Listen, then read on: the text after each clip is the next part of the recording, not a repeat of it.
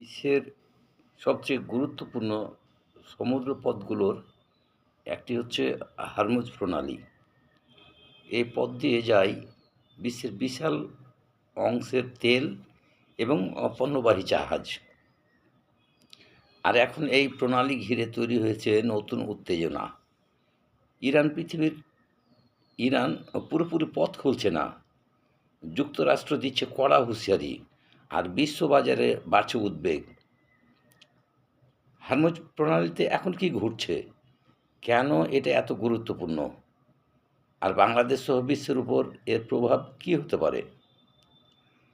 Hormuz প্রণালী হলো মধ্যপ্রাচ্যের এক কৌশলগত সমুদ্রপথ, যা পারস্য উপসাগরকে ওমান উপসাগর ও আরব সাগরের সঙ্গে যুক্ত করে।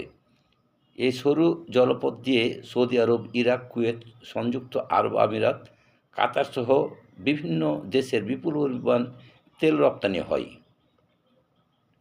ইরান এখনও হরমুজ প্রণালী পুরোপুরি খুলে দেয়নি। তারা সীমিতভাবে এবং শর্ত সাপেক্ষে কিছু জাহাজ চলাচলের অনুমতি দিচ্ছে। ইরান কৌশলগতভাবে এই প্রণালীর ওপর কঠোর নিয়ন্ত্রণ বজায় রেখেছে।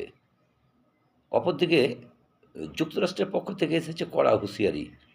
মার্কিন প্রেসিডেন্ট ডোনাল্ড ট্রাম্প জানিয়েছেন, যদি দ্রুত এই সমুদ্রপথ পুরোপুরি সচল না করা হয়, তাহলে ইরানের গুরুত্বপূর্ণ অবকাঠামো লক্ষ্য করে পদক্ষেপ নেওয়া হতে পারে। এদিকে ইরানও নরম অবস্থানে নেই। তাদের বক্তব্য, যুদ্ধের ক্ষয়ক্ষতি পূর্ণ ক্ষতিপূরণ না পেলে হরমুজ প্রণালী পুরোপুরি উন্মুক্ত করা হবে না। যদিও পুরোপুরি উন্মুক্ত নয়, তবুও কিছু কিছু ক্ষেত্রে ইরান ছাড় দিচ্ছে। প্রয়োজনীয় পণ্যবাহী জাহাজকে অনুমতি দেওয়া হচ্ছে, কিছু দেশের নির্দিষ্ট জাহাজকে পার হতে দেওয়া হচ্ছে। এমনকি বাংলাদেশের 6টি তেলবাহী জাহাজকেও পার হবার অনুমতি দেওয়া হয়েছে। অর্থাৎ পরিস্থিতি একেবারে বন্ধ নেই, কিন্তু পুরোপুরি স্বাভাবিকও নয়। এ অনিশ্চয়তাই এখন বিশ্ববাজারের সবচেয়ে বড় দুশ্চিন্তা। এ উত্তেজনার মধ্যেই ওমান এবং ইরানের মধ্যে আলোচনা চলছে।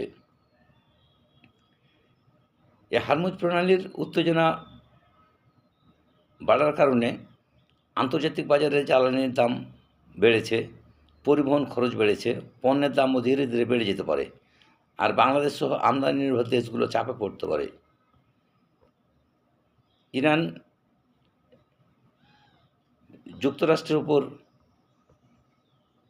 একটি বড় ধরনের চাপের একটা কৌশলগত পদক্ষেপ হচ্ছে বর্তমানে হরমুজ প্রণালী। ধন্যবাদ।